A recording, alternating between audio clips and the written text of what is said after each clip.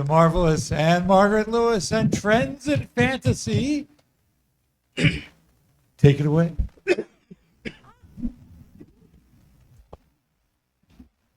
Hello, everyone.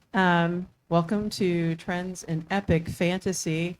My name is Anne Margaret Lewis. I do write. I started my career working on licensed properties. So as a writer, working on Star Wars and DC Comics tie-in products. And I now write my own stuff. I dabbled in mystery a bit, writing a little bit of Sherlock Holmes pastiche. That was really wonderful learning experience and a lot of fun. And now I'm writing my own series, which is more of a space fantasy, but it still has a lot of the elements of epic fantasy in it. So we're going to be talking about this. And before we even begin, I'd like everybody to kind of just take a few seconds and introduce themselves if they haven't already. And we could start at that end and just give us just a little bit about yourself so we know who you are, and then we'll go on. I'm Herman P. Hunter. I write Christian-esque fantasy, kind of, sort of, but yeah, old school Christian-esque fantasy.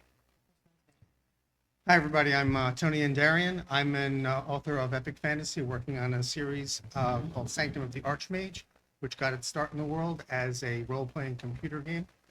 And I have a significant interest in epic fantasy as a genre.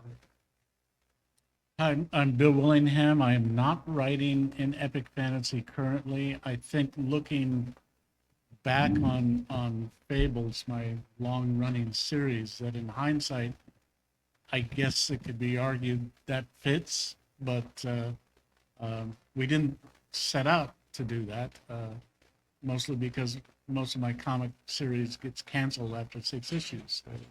This surprisingly went a little longer than that. So, yeah. Okay. Before we go, well, I think because Bill said, he was working on Fables, and he said, I think that fits. Well, that's a good question. When we talk about epic fantasy, I mean, we can talk about fantasy in general. Okay, fantasy has many different, I guess, interpretations. You could say it's, there's magic in use, that there's fantastical creatures. Tolkien, of course, had his version, which had elements of magic in it. What defines epic fantasy? And I'm going to let each of you give an idea of what you picture when you talk about that particular genre. I think it is.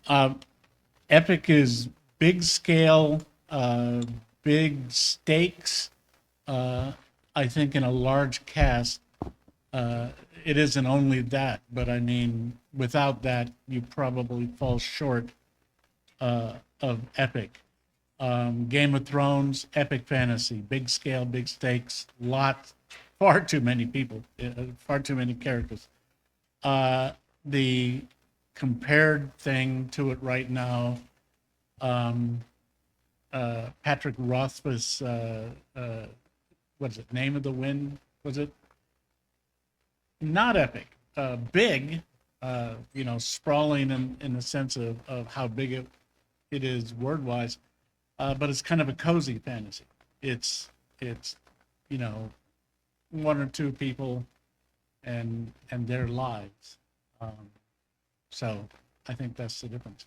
Someone opined that it's as hard to go from writing novels to an epic fantasy as it is to go from writing short stories to your novel. But it is a big step. I don't have too much to add to that. I think that's pretty much right on the mark. Scale and stakes are what primarily define epic fantasy, usually with a large cast of characters, because that's just in the nature of a large story with a large scope and large scale. The other thing that tends to be typical of it is basically the fate of the world is at stake. If it's a story where the fate of the world is at stake, it's generally a fantasy. Okay. And I think the next lady there, we missed you before. Yes, I apologize. Just as I was getting ready to walk in, 2 different people walked up to my table to buy. Oh, that's important. Just in case you guys thought I transitioned. Yeah, I'm mercenary. I stayed to sell the books. I have to agree with I've heard said so far. It's just, yeah, it's big enough to blow your brains out. There's just so much. You can't take it in. It's like, has anybody read the Silmarillion? Did you take notes? That's it. Pretty much what everybody says, but also including dragons, because I once said I would never write dragons. Well, I never heard the end of that one. So you're right, dragons. Now, since we talked about what it specifically is, it's the big stuff, you know, like a Tolkien, right? Is that genre actually dying? Because that's one of the first questions that Robert actually posed when he put this panel together. So is it dying? I mean, is it, or do we see some hope in it? And we had, of course, the Game of Thrones television series, which we talk about, of course, which will never be finished for obvious reasons. Is that considered an epic fantasy? And do you think that that genre is now dead as a result of what happened with Game of Thrones? We've started that end down there. Well, is it dying? I don't think it's dying, but I think you're going to get some die off. And the reason being is you have these things, and they have a thing on it called Twitter or Facebook, and it is literally changing your attention span and shortening it. I know I can feel it sometimes with me. So when you go and you write these massive tomes, your new audience is used to 150 some characters normally, and now you're going to give them a 400-page tome. I think in that regards, you're looking at an uphill battle. Also, there's been a lot of problems with people starting stuff and not finishing it. Martin Roth was being amongst that. That has left, I think, it's left a bad taste in the mouth of a lot of people. Do I think it will kill it? No. It's like anything else. It's a genre. People love it. But I think people are going to have to start looking at maybe changing their expectations. You're always going to have people who want their big chunky books. But at the same time, you have a whole brand new generation that's coming in, and something doesn't live if the next generation doesn't adopt it. Good stuff. Good. I don't think it's, I think there's going to be adjustments. People are disappointed because of people who haven't. I've had people come up to me because I write epic fantasy, and they're like, "Are you going to finish the series?" I said, "I don't die. I can't control that, but my characters won't stop leaving. They won't leave me alone. They won't stop. So there's no way I can stop the writing. So I don't intend on not finishing unless I get hit by a Mack truck and die. But I don't see it dying. I don't see it. I see it changing. But I know writers who are gung-ho about their epic fantasy stories. I have readers, not just my readers, but readers in general who want the chunky books. They want the big stuff. So I think there's some change, and I think some of the disappointments we've had from various authors affect that. And like you said, people's their attention spans have changed, so that affects it too. If you can't hold the attention span to remember the 50 gazillion characters that are in that book and all the different subplots, you're having a problem. So You're seeing all these kids in the books trying to swipe right. Oh, come on, that was a good job. So no, I don't think it's dying, but I think we're going to see changes in it. So I don't want to add anything to what you said. So I think that those comments are true up to an extent. I think that there is a problem with the attention span with the upcoming generations. But I also think that epic fantasy was always a genre that had a very specific readership. And certain kinds of readers wanted it. I'm not convinced that a major change in the interest of the readership is happening to the point where the interest in the and the genre is going to die out. But I do think that a number of things that happen to affect the long-term growth of the genre, and I think one of them is the one that got mentioned here a few minutes ago, is the tendency of people to be impatient about and not support the development of new epic fantasy. I see epic fantasy not so much dying out as it is being slowly starved by several things that are going on in the genre. One of them is the genre is to some extent being diluted, and it's also shifting in terms of where people find it. I think that there's a lot of most books now come either indie or trad pub, and a lot of the indie books that market themselves as epic fantasy aren't really. They're just regular fantasy saying, I want to put an epic tag on it so that people are excited about it. And as a result, one of the things that I think has been happening is that epic fantasy has been, in large part, trending toward trad pub. People get it mostly from the traditional publishers and not as much from from indies. And another is that, again, what was just described before, what that leads to is a situation where, because epic fantasy and Larry Correa has talked about this extensively. You have to have excuse me, a growth medium for epic fantasy authors, and epic fantasy takes years, if not a decade, to develop. If you don't have an ecosystem where someone can say, I'm writing a book, and then I'm writing another book, and then I'm writing another book, and I've just dedicated 10 years of my life and I haven't made a dime because nobody's buying book 1 until book 10 is written. The only people who will be writing epic fantasy are people who are independently wealthy or who are supported by a system that has an agenda to push them. And so that's those are a couple of reasons why epic fantasy is kind of being starved and being diverted. But I don't necessarily see it as being as dying out. There's going to be evolution that's going to be conditioned by those factors amongst some other things. I'm looking for a way to be contrarian and say, yes, it's dead and it's not coming back. And I think in some areas it might be true. We're not going to see for a while, but epic fantasy is wounded, critically wounded, perhaps mortally wounded, due to Game of Thrones. Nothing to do with the TV show, but the books. And like a lover with true love that finally found out that his or her lover's a cad and had done him wrong.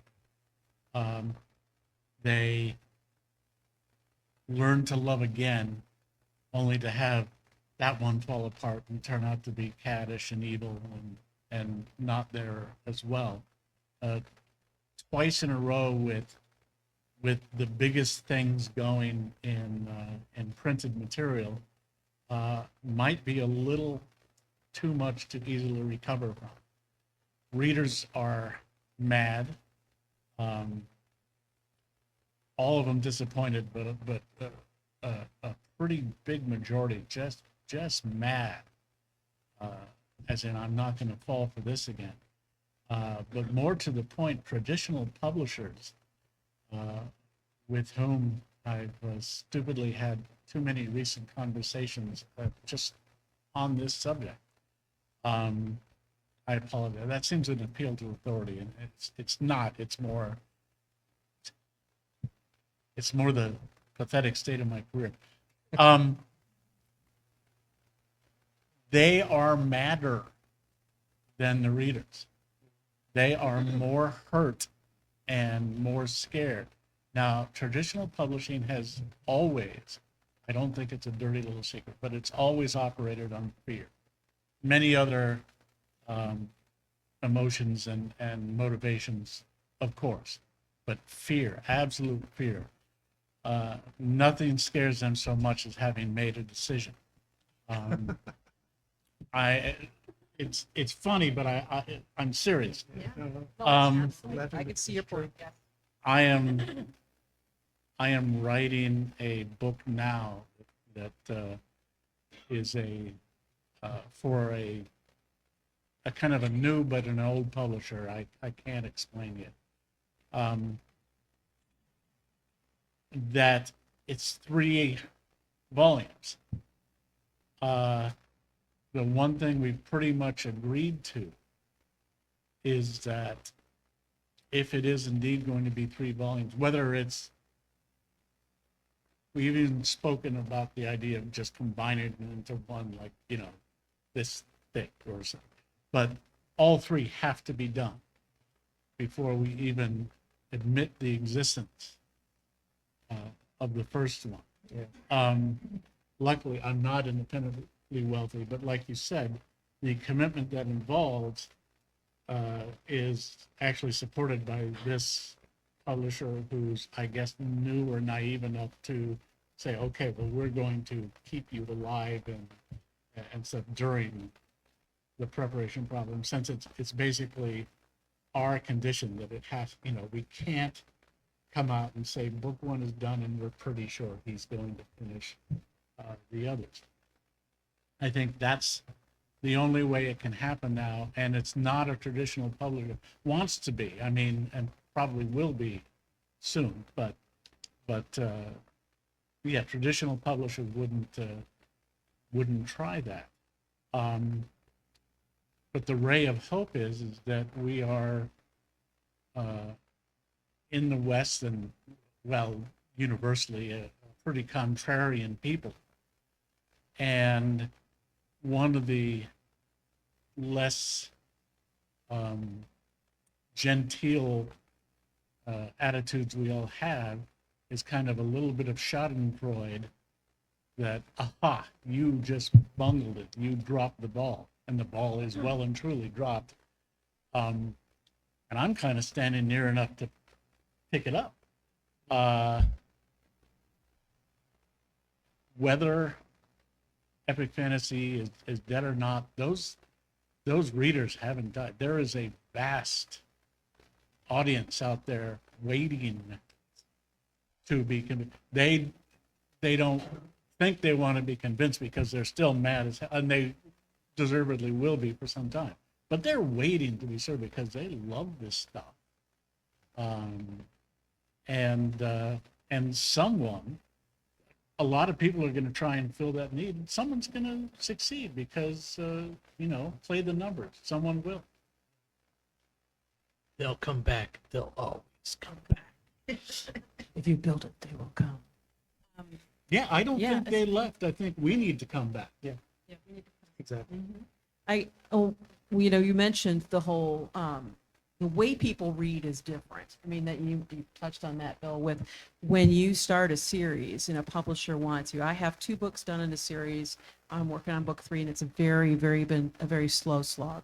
Okay, for me, I've had a really rough year. Last 2 years have been really rough.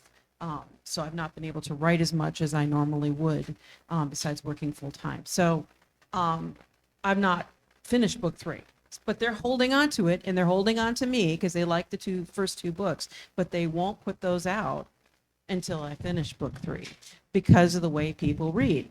Now, they want to binge read rather than, it used to be, Robert Jordan would come out with his first book, and then you'd wait a year or two, or wait a year and a half, and book 2 would come out, and then you get the next one, then you get the next one. And that series went on for 30 years? But people, they knew another book was coming. Okay. They can't take that chance anymore. Publishers, like I said, are terrified.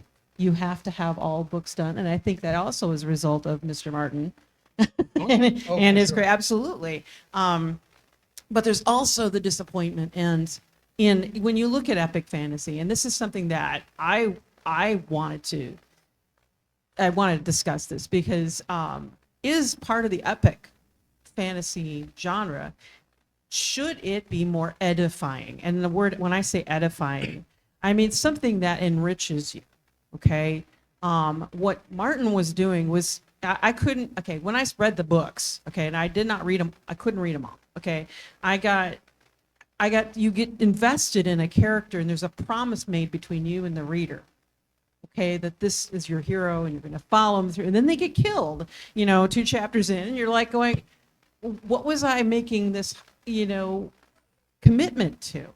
Now, some people love that, but I didn't. I mean, I feel like if you're going to have characters that you're going to follow through this whole big, massive, battle and that has world-reaching, repercussions, that you want that person to survive, or you want maybe a positive ending of some sort. I mean, yeah, they could die in the end, but still they died for good reason. That there is this something that gives you a sense of the heroic, and that you going through that story with those characters, you achieved it with them, and it lifts your spirit. Okay, that's what edifying to me means. It lifts your soul, lifts your spirit to a certain extent.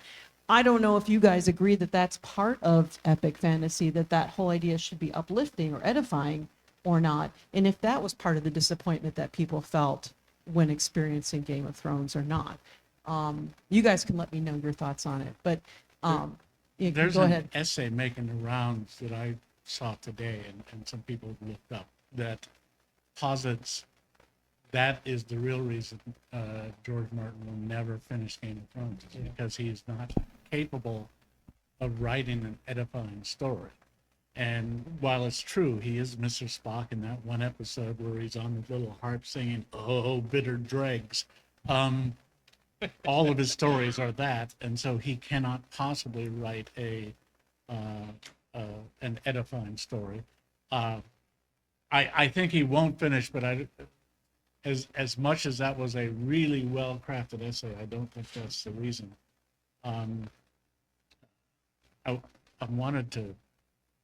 I remember the thing about the proof of the other books coming out.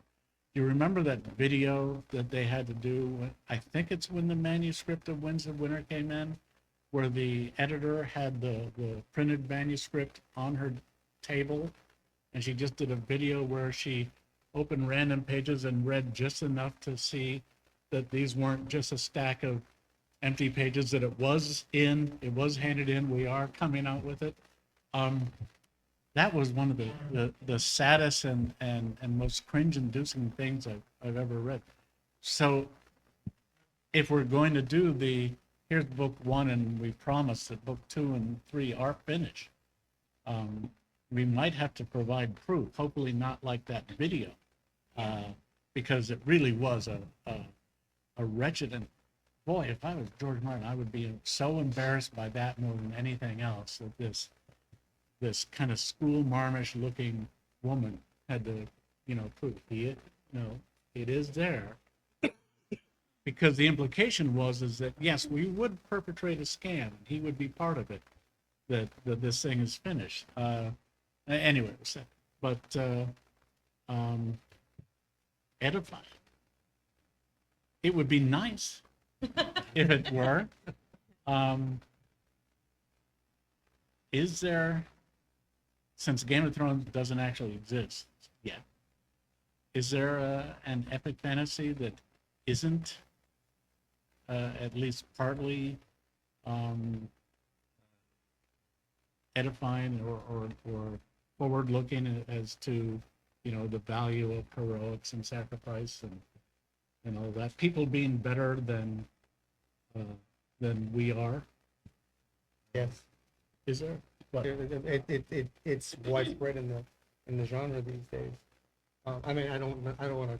Whenever you. No, I'm. Give I'm some actually examples, asking. please. I So, I don't- mean, What is going on? Yeah, so I mean, as easy as easy as it is to blame Game of Thrones, and as bad as George R. R. Martin is about these things, it's not unique to George R. R. Martin, and it's not even unique to the fantasy genre.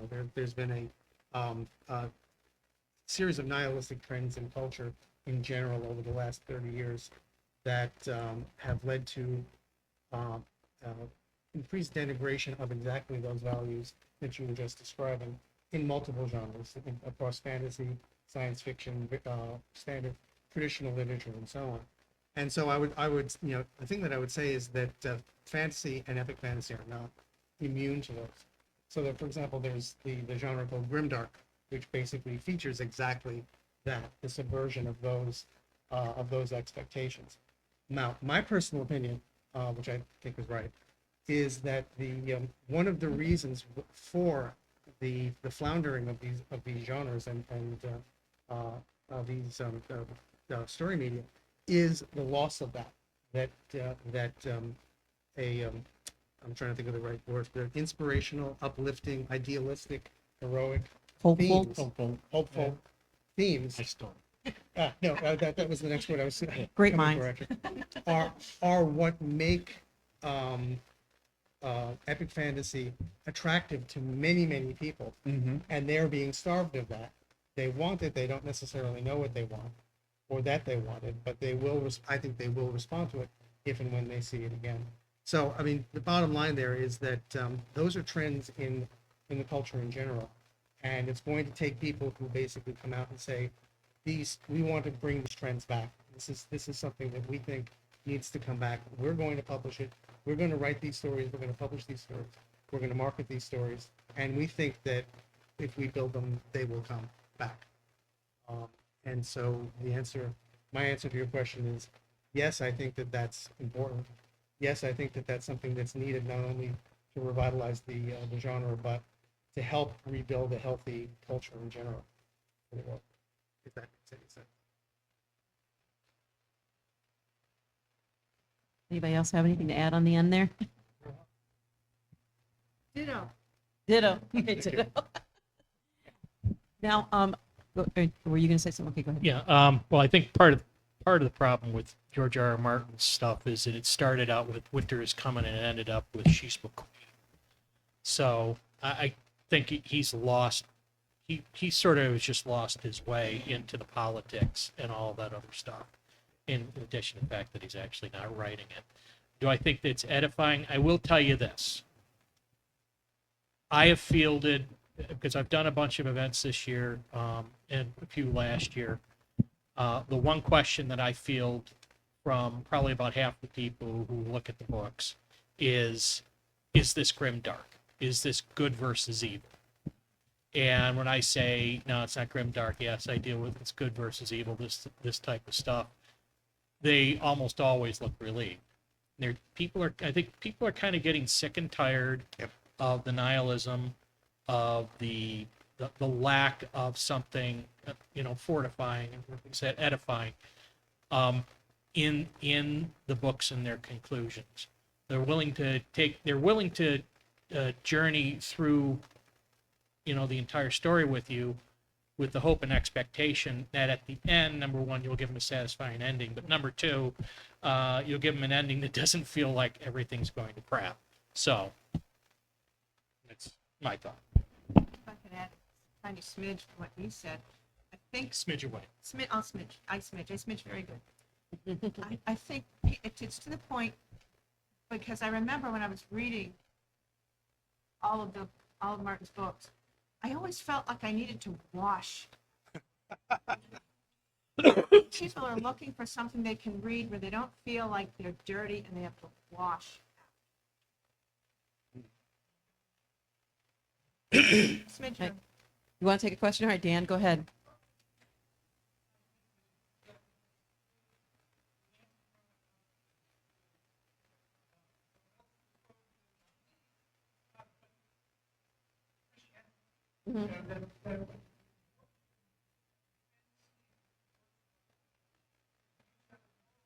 Yeah.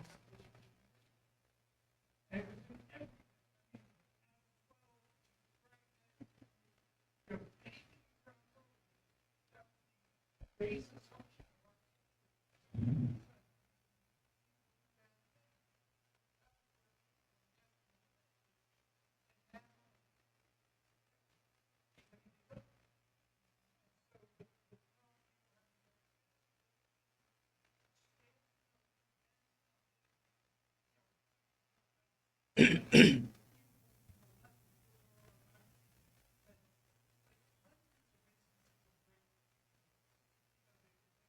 one of the reasons why I had to stop reading. I couldn't. Yep.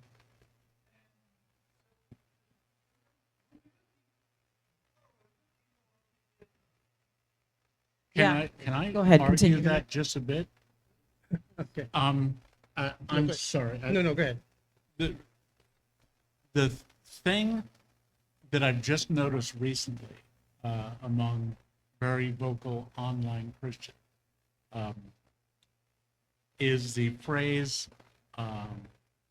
the battle is already won. You guys don't realize the battle is already won. And my understanding isn't nearly as informed as many. But I read from that it's going to get bad. It might not get, whatever. But the rest is just playing it out to the end of the story of the battle that is already won, which I believe makes for very good religion and makes for less than good epic fantasy. Because imagine Lord of the Rings, wherein that as a premise is established early on.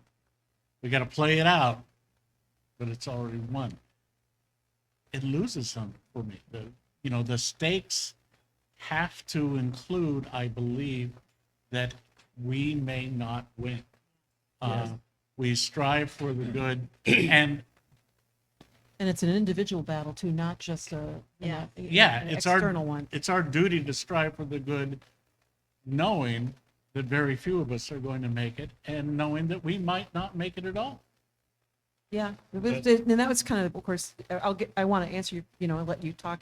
But I'm going to do that in just a second because I want to get this out of my head before I forget. Frodo, we talked about Lord of the Rings. He failed in the end, right? Yes. And even in that, he still had a redemptive portion of that. You know what I'm saying? It was his individual struggle throughout the entire book, and in the end, he failed, and he knows it. However, everybody around him forgives him and still loves him, and that in itself is a lesson too. So it was still an edifying book, even though he probably didn't get what you truly hoped he would do, that he would go up there and just bink and drop it in. No, Tolkien was a bit wiser than that because he knows what our individual struggles are, and I think that was why it was important. So Well, Sam was the guy. Sam was the dude, yeah. Even if he'd not gotten his finger bit off with the ring and kind of redeemed by proxy that way, Sam would not have let Frodo walk out of that. No. In my mind, he wouldn't have. No, go ahead, Sam, please talk.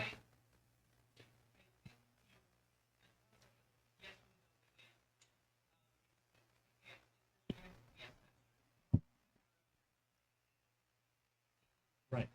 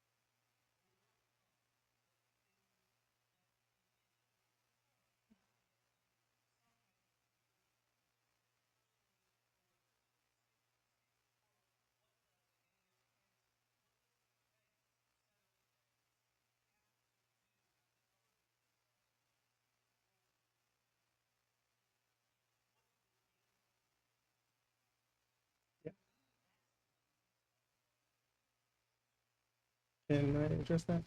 Sure, go Yeah, ahead, please. Two things. I'm going to disagree with that because I don't think that we talked about the one of the characteristics of being of epic fantasy being the stakes. You don't have stakes if there's no possibility. If it's only about the journey and not about the conclusion, you don't have those stakes. So I don't know that you can preserve what's distinctive about epic fantasy while only focusing on how do I make the journey to a predetermined conclusion. I also think that part of the reason why the culture turned against epic fantasy, this is a much longer discussion, but it's not just epic fantasy, but the one of the reasons for the trends in the culture away from, toward a more nihilistic or cynical perspective was the view that those stakes weren't there and we all know how it's going to end. And I think that one of the reasons why people turned away for a while from more ennobling stories was they felt that it was being approached with too, for want of a better word, Pollyanna, a kind of approach to to the storytelling. And they wanted something grittier, something grimmer, something where there was more danger of failure. One example that this is not necessarily the best example of this, but if you look at the old Battlestar Galactica, the 1978 version versus the remake, you can see a very stark contrast in mood. The old Battlestar Galactica was kind of corny, but it was very earnest. It took itself seriously. It was very optimistic. The remake was basically the opposite of that, and that turning away from that sort of corny, everything's going to be okay kind of perspective, I think, influenced some of the turn away from ennobling ideals, and that we need to get back to.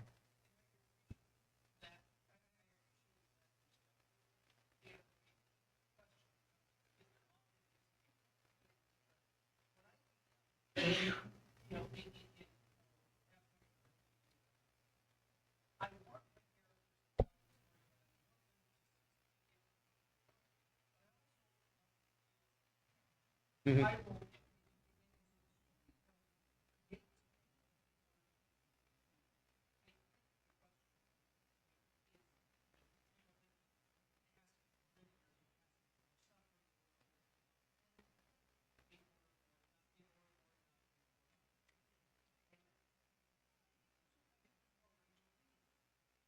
Okay, so we have one statement back there. Go ahead. Go ahead. Yes, go ahead.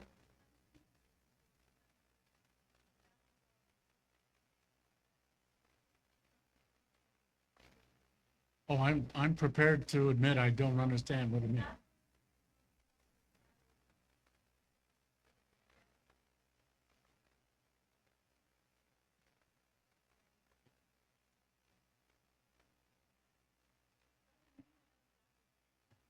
Right. Yes, right. Okay, yes.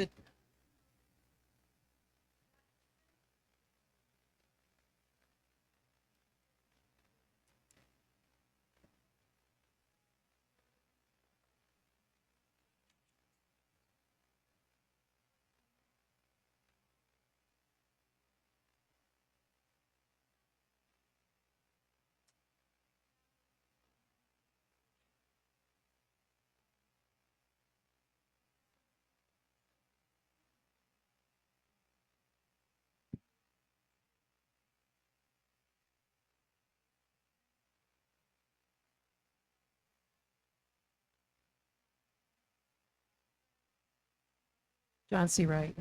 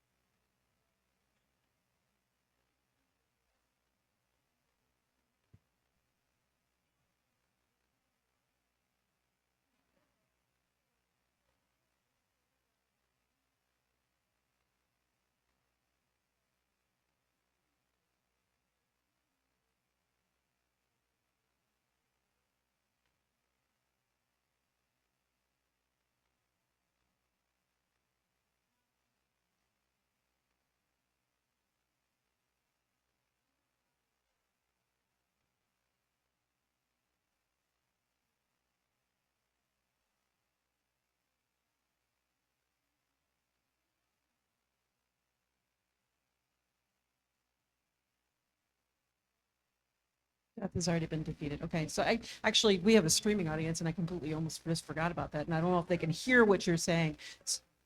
I should really kind of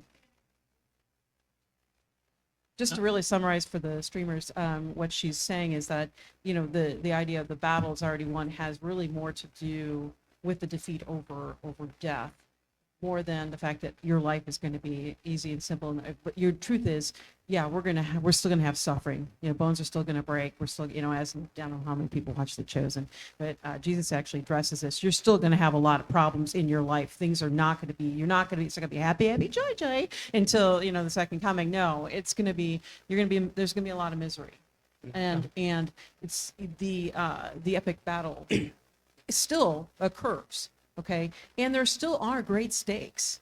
Souls can be lost. All right. Countries can be lost. People can be plunged into years and years and years of misery, as we saw with the Shire at the end of, the Lord of the Rings trilogy. It was not what, Peter Jackson did, as though I liked the Peter Jackson movies. He, did not show us what really happened to the Shire and what they came back to. So it was not happy, happy joy. There's still misery. And yet there's always a ray of hope. And that hope is that, death ends. So that's kind of where now of course, now to address what Dan was saying, that what is missing in our culture is that moral value system. But yeah, they kind of abandoned that, and that has gone. They wanted, it's called the deconstructionism. And when I was in college and studying English literature, deconstructionism was everything. That was really what they wanted to get into, and it drove me nuts personally, because I just wanted to enjoy the literature. I mean, that's the whole reason why I majored in it, was so I could read great books. So, I'd like to add one more thing. go ahead. One of the other great fantasy epics is Narnia. Yes, And that ends with Narnia being destroyed and all the Petavisi kids going to heaven, which is not exactly a real fun children's nighttime story. No, it's pretty. I think it centers around part of the battle is one. The thing is, it centers around, I think, more along the lines of salvation and hope, that there is something beyond and that we are redeemed. But even in Christianity, Revelations, everything in there is not exactly heartening. There's going to be the whole valley filled with blood because of a battle. Yeah, not exactly uplifting. I see you back there. Do you want to talk?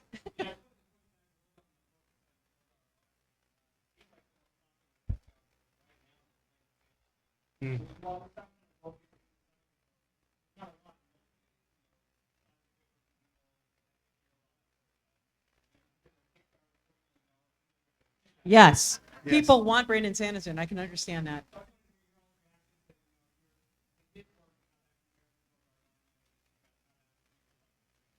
All right, let the panel. What do you say?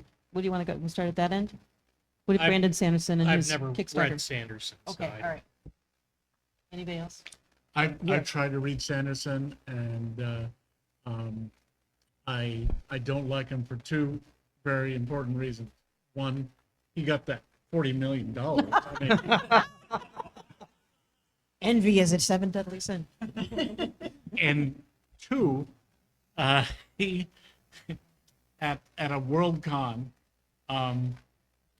he moderated the worst panel I've ever attended. It was about a subject I just loved. Something to do with mythology, et cetera, and started late.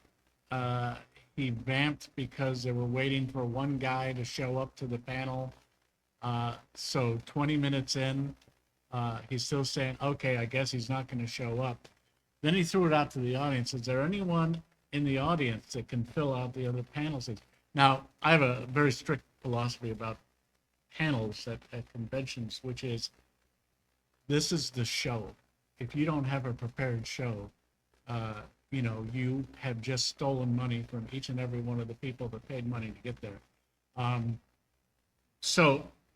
But he just said anyone, and one guy showed up and said, well, I'm a lay preacher about, not Jesus, like Wicca or something, whatever.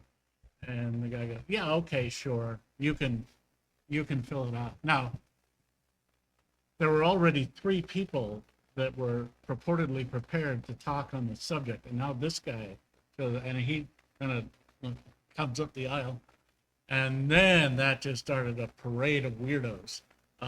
Just like, well, I'm actually in it, and this person is like, well, I read a book once about, and finally, Brandon Sanderson said, okay, we've probably got enough people on the panel, and 20 minutes until the panel was over, he still hadn't started it, and then I walked off in disgruntled anger, but so that guy owes me.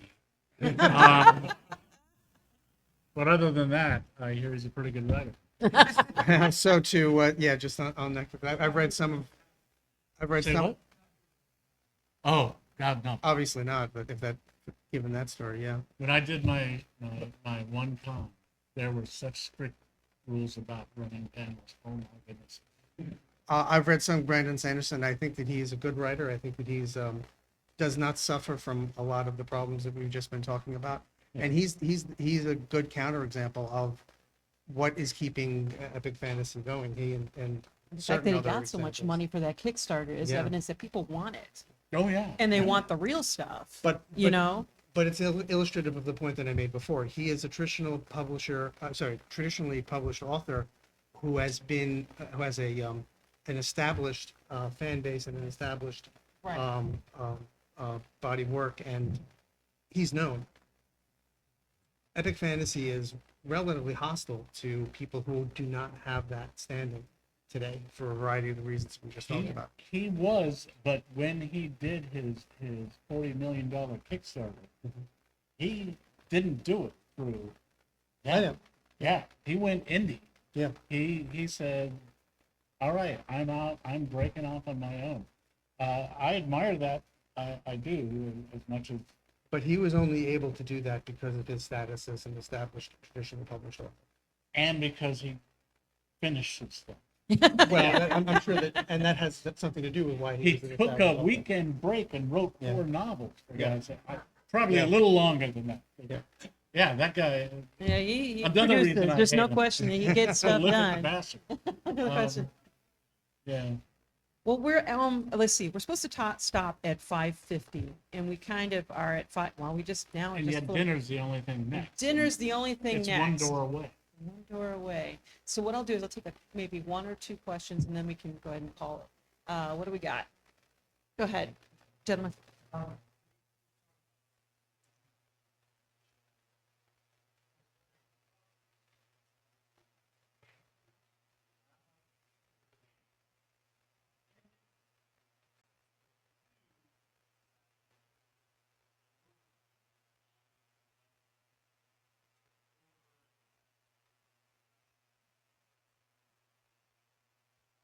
I can start here, and then we'll go that way real quick. I am primarily a pantser, but I do know where I'm going.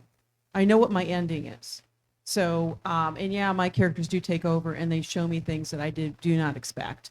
So when I was looking at, I know the Tolkien was what he called it. I guess he was a pantser. Definitely a pantser. He created his whole universe, and then he wrote in that. And he said, I had no idea Tom Bombadil was going to show up, and he did. You know, so. And that's why it seems like he just sort of shows up in the middle of the, like, we love him, but, you know. So yes, definitely more of a pantser, but I do kind of have my characters' story arcs kind of, I know where I want them to go. I know where I want my characters to develop. How they get there, they usually show me, and they talk about how to do it. How do you do it? Semi-pantser, semi-outliner, know where I'm going. With Fables, I had many key moments mapped out, and I had the ending. And then I got tired of the ending not coming, so I ended it where I wanted to and started a whole new thing. And anyway, I am trying to not be a pantser only because of I apologize to whoever was saying George Martin is not the author of all of our sins, because he was like the crown prince of pantsers, and we see the results. He even admitted that was it the fourth book that got so out of control that they had to split it into, is it fourth and fifth, or is it third and fourth? Anyway, one book that got out of control, so they had to split it, and it ruined the series. That is the moment at which it was preordained that it was never going to be finished. And if you're going to be a pantser, you need an editor and a publisher with some oomph behind it, with a Serious few chops. panzer divisions, perhaps, because the only fix for that was, George, take it back, get it under control. We need the one volume, that you set off to get rid of all those other characters, use them later, but get rid of them now. And no editor, no publisher could, of course, tell him to do that by then. And so we see the results of pantsering going out of control. And as a response to that, I kind of switched more to I will allow stuff to flourish and breathe and have, ideas occur along the way, but it has to still get from A to B to C to D, and then fine. I am a hardcore plotter. I have my next book. I think it's a 12 or 15 page scene by scene outline that I've already written. That I'm Wow, writing he's from. amazing. I can't do that. But I'm very much on the premise that plot it out, but then as you're going, if something occurs to you, you don't say, well, I didn't plan that, so I'm not going to do it. Right. You adapt and you include things as you go. The one example of that my wife actually had a hand in. As I was writing my first book, there were a number of characters who had to die because of the nature of the story, and she was unhappy that I kept killing off all these characters that she liked. And there was one character at a certain point that I had planned for them to die because they weren't needed in the rest of the story. And she drew the line at that and said, why does she have to go? And I sat and I thought about it for a minute. And I said, actually, there's nothing in the plot that requires that. Within a day, I had plugged 4 open plot holes for the rest of the series by saying, oh, well, then she could do this. She could be the person who does this and who does that and serves this role going forward. When something like that comes up, you take it, even if you're a plotter. Sit down there. You're so far away, I can't see you. Hi. Definitely a pantser, but with arcs that are planned. My epic fantasy started with a dream I had in 1985, and I simmered it all the way to about 1998, 1999, before I started actually exploding this stuff onto my computer, puked it all out onto the computer. But when I was writing the story, I thought I was insane for this happening until I found out that Tolkien had it happen too, and I thought, well, if I'm insane, I'm in good company. I had a character just saunter in and say, hi, here I am. And I'm like, well, who are you? And he's like, I'm taking over everything. And I went, no, you're not. I'm looking for a red shirt. Maybe I can bring you in. Everyone will like you, and I'll kill you off. And every single one of my characters said, if you kill him off, we're not cooperating. So, and he ended up changing my entire plot arc, the entire overarching gazillion, however long I lived to write stuff. Everything had to be redone because of him. If you ever read any of my books, I bet you, I want you to tell me who you think it is. But he just took everything over. So I had to I let my characters, I feel like I'm a reporter following them around, recording what they do, but there's an overarching, and I've had times when I'm like, no, the plot's supposed to go this way, and the characters are going that way, so I have to backtrack and change a detail to get them to turn left, if anyone gets the reference. And and to make things go the way I need them to go. But it's more pantsing. It's more the character, the overarching story. I know where it's going to go. It's the characters. But for the most part, it's a weird combination of like puzzle pieces of pantsing and plotting. The plotting is loose with lots of availability to put let the characters have their way. Otherwise, they're just stereotypes that are doing my bidding. And not real people, because they're real. I pants so hard. I have to replace my blue jeans like every 2 months. Actually, I'm a pantser with what I call pantser with plotter tendencies, and I usually have a start to finish, and I figure out a couple things along the way. But pantsing allows me to literally change things on a dime, and that's the beauty and that's the fun of writing. When you write, there's been times that I've written something and I'm like, oh, I'm going to use that.